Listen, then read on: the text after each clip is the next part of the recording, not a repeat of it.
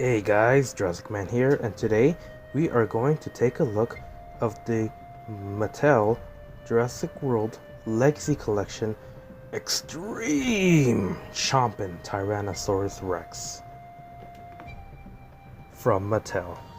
As you can see from this image, you can tell that Mattel has done a very great job in some of these lines.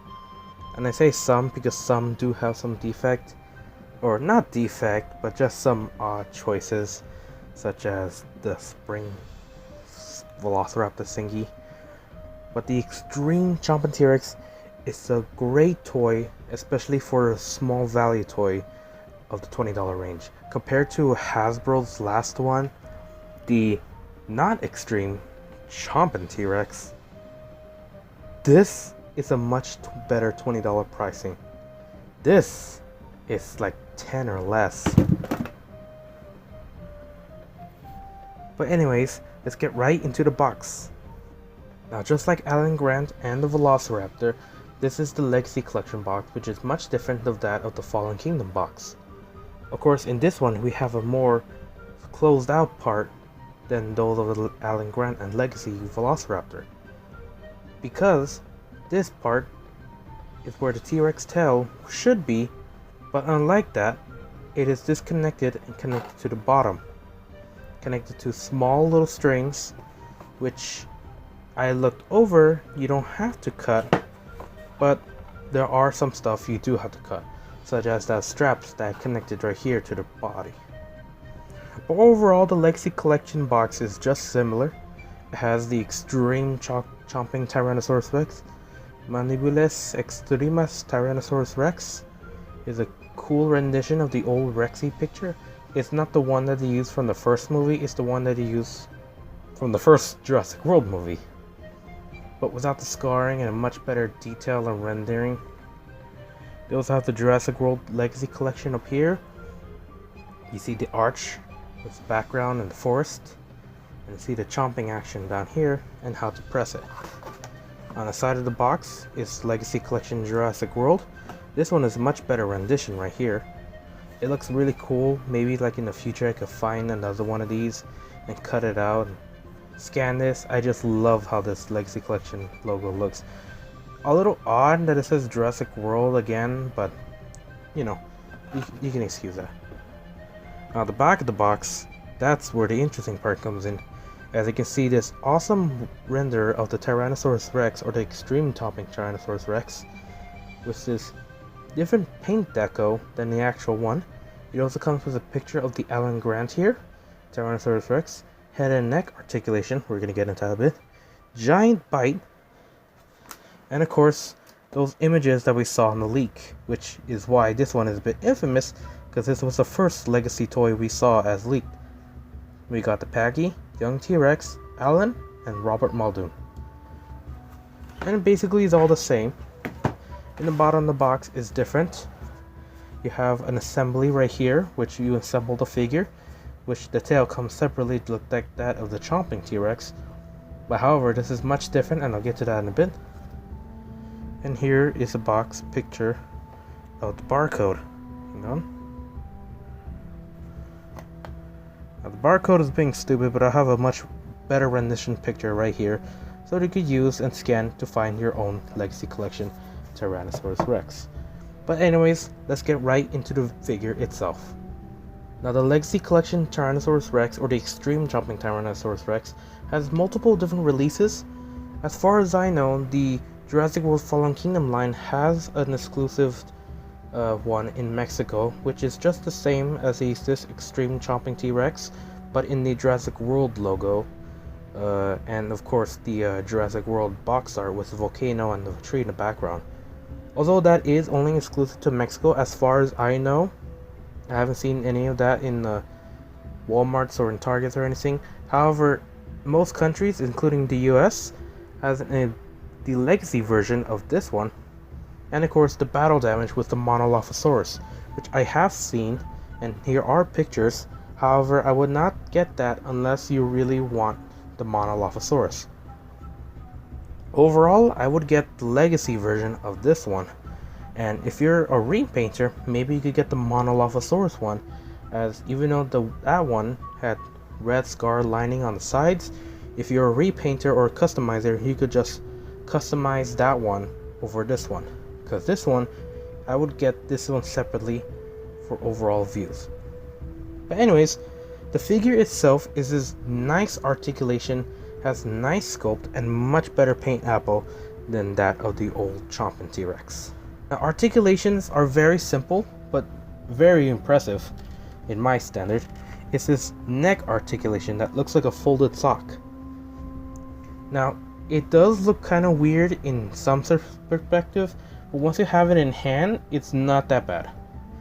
The neck comes down as far as this on the head and can look this far up on the side.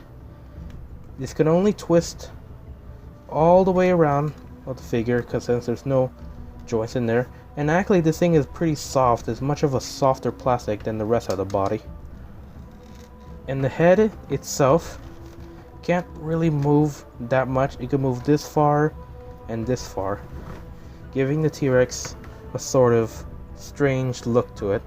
Well, not a strange look, but more of is giving a strange look.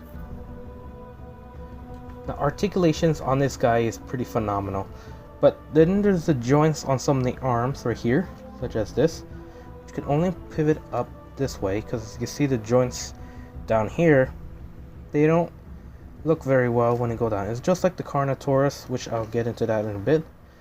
But overall, the arm articulations are fine. The arm is very rubbery and can go all the way around in both ends.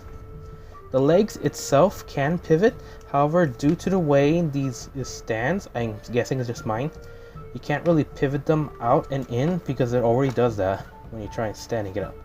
However, you can pivot them this far, but it won't have a hard time standing in flat surfaces. Oh wait, I guess it can stand in flat surfaces like that. But overall, I would recommend to just keep it like that in the flat surfaces in this neutral pose. And like the T-Rex or the most of the dinosaurs in line, the feet can pivot all the way around. Just when I said that, it's stuck.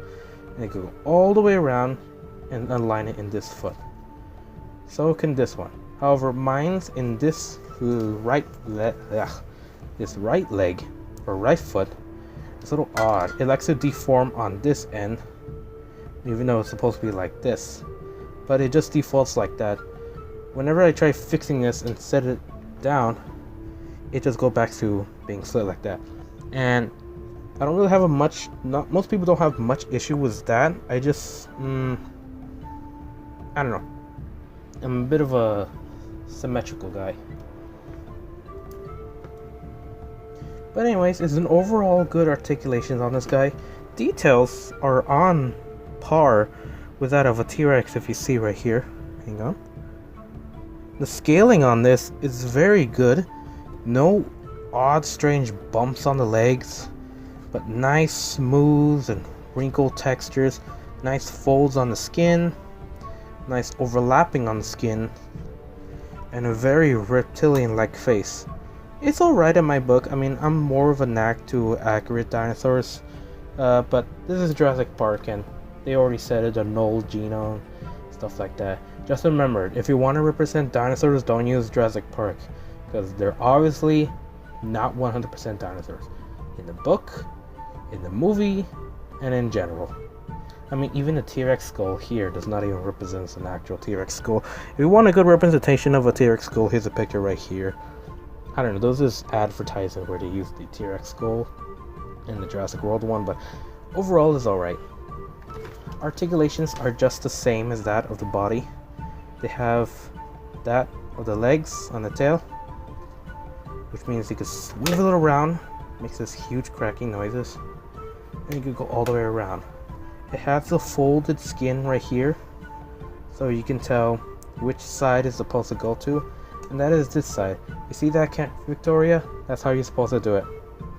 And then at the end of the tail splits right here, and it's actually this softer rubber here, which is pretty cool. Now for paint, the paint differs from that of the promotional pictures from that, if you saw it in the back of that Lexing box and most other places. It is much different, doesn't have that darker shade around the eyes or on the face, or those darker browns on the body. And just like that, it stops right here at the base of the tail and both sides underneath, and leaving this tail all bland. But maybe they left it like that because kids can pivot this tail upside down to give the tail in that pose. But I just call that lazy. Anyways, I'll probably just get the battle damage one to repaint. I'm not gonna say what, but I am gonna repaint the battle damage one if I eventually get it. But overall, articulations and sculpt and coloring, it's fine and really great in my opinion. So let's get right into the action feature. Now the action feature works pretty well. All you have to do is press the button on the back of the head and it opens his mouth this far wide. Now I love that articulation that they have in the mouth, and yeah, I love how it snaps and cleans up like that. In the inside of the mouth is this nice gloss towards it, and the tongue is very nice too. It's very just soft rubber and it's really glossed over, especially the lipping around the mouth. And look at that jaw, it looks very well when it comes to that, unlike Hasbro's one. And in fact, this is actually the same one that was in that leak advertisement with the I don't know what you call it, but it was in a leak, and it was the first evidence we got from Mattel for making the Jurassic World lines. And this is it right here.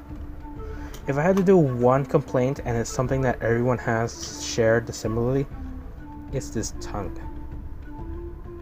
Now this tongue does get in the way when trying to put figures or anything in his mouth, because even though it's called the Extreme Chomping T-Rex, I think it's more called the Licking T-Rex, or that Jar Jar Binks pop or candy T-Rex, because if you've seen that picture, I'm pretty sure you have, the tongue sticks out like that. But overall, the paint and sculpt is so phenomenal. You forget some of the flaws in many of these lines here, and I just like it like that because these sculpts are wonderful for customizing, for paint details, and just overall greatness. And so this leads us to a comparison, and let's start it with that ugly old Chomping T-Rex. Now if you have seen, I did get this one. This one was the one I reviewed and gave it to my nephew, and he didn't really play most of it. Good enough for him. He played some of the Jurassic Park toys I had. But anyways, this is the old Extreme Chomping T-Rex. It's hardly been used by him, so the chomping jaw action is very, how do you say, weak. He doesn't even close it all the way. It looks nothing like the T-Rex, not even a side and not even a front. If anything, it looks more like a Albilosaur face, because Albilosaurs hardly have any movement, especially that the Carnotaurus lines. And the feet are just ugly webbed toes, and a lot of people didn't even like the Jurassic World logo on the side of it. I'm glad Mattel put it in the bottom of the foot, and of course Mattel has that stamp on it, which is pretty good. And this tail is just so flat. Ugh, look at that. It's too big on the bottom side of this weird vein right here, and the tail's too flat. Ugh, it even feels gross to touch. Ugh. Compared to this beauty right here, which is a much deserved $20 in your book. I can see right now, 2 years from now, you can see this in like secondhand stores in Kohl's, and well, not Kohl's, but yeah, Kohl's, Ross, anything that I know in my area. I don't know what everyone has in their area, but overall, this is a really good toy. And here it is compared to the recent review Forward Jump or Forward Leap, the Velociraptor from the Lost World or Legacy line. And yeah, they are compatible with each other.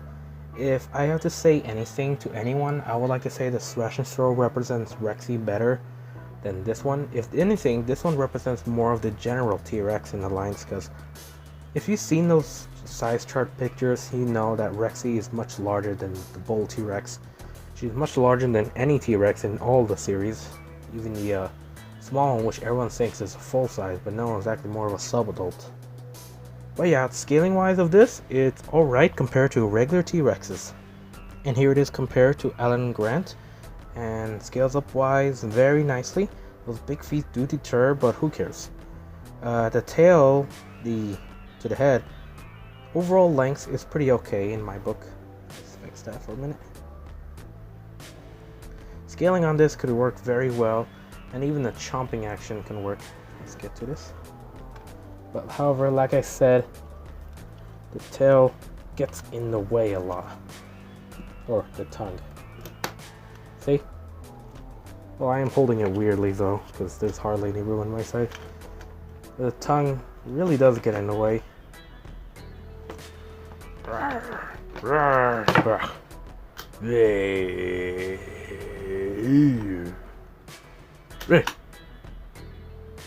Okay, next comparison. And here it is compared to these action attack Carnotaurus. Scaling wise on this, I have no idea if this is proper scale. I think Carnotaurus is supposed to be small. But you know what's the cool thing about this that nobody has talked about yet? The top predator of North America and what we think is the top predator of South America, or what I think is. That's probably a bigger predator than Carnotaurus during that time. I don't know. I think Carnotaurus died out before the big KT extinction. I'm not sure. But anyways, this comparison is alright in my book and pretty cool.